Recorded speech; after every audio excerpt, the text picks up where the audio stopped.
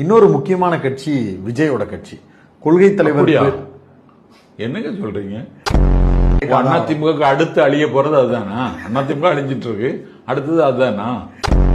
திருப்பரங்குன்றம் விவகாரம் குறித்து விஜய் பேசி இருக்கலாம், ஆனால் விஜயும் மௌனம் காக்கிறார். எப்படி புரிந்து? விஜய் எதையுமே பேசுறது இல்லையா? அப்பா வாகை பூவா, சங்ககாலம் என்கிற எங்கள் தங்க காலத்துல எங்கள் மன்னர்கள் பயன்படுத்திய பூ, அந்த பூவை கொண்டு வந்திருக்காரு அப்படின்னு நான் எல்லாம் மகிழ்ச்சி அடைந்தேன். சங்க காலத்துல போறான்னு பார்த்தா சமகாலத்திலேயே காணாம போயிட்டு இருக்கான்.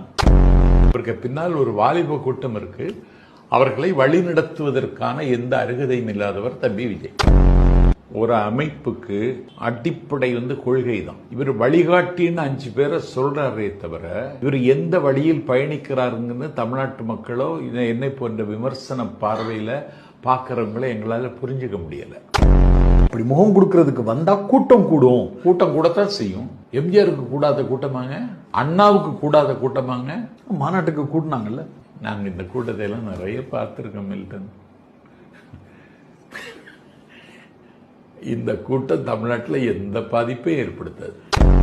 அதிமுக கூட சேர்ந்தா விஜய் கட்சியை வீழ்ச்சி இல்ல, முடிவே தொடங்கிடும்.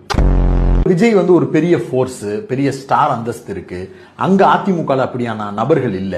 இவர் போய் சேர்ந்து அவங்கள பூரா கேப்சர் பண்ணி இவர் பக்கம் சேர்த்துக்கிற வழி இருக்கு. அந்த அபாயம் அதிமுகவுக்கு இருக்கு. தற்காத்துக் கொள்ள வேண்டியது அந்த கட்சியில் இருக்கவங்களுக்கு பொறுப்பு. கட்சியில சேர்ந்தா எம்எல்ஏ தான் ஆக முடியும். இன்னொரு கட்சி ஆரம்பிச்சு சேர்ந்தா துணை முதல்வர் ஆக முடியுதுல்ல. ஆயிடலாம்.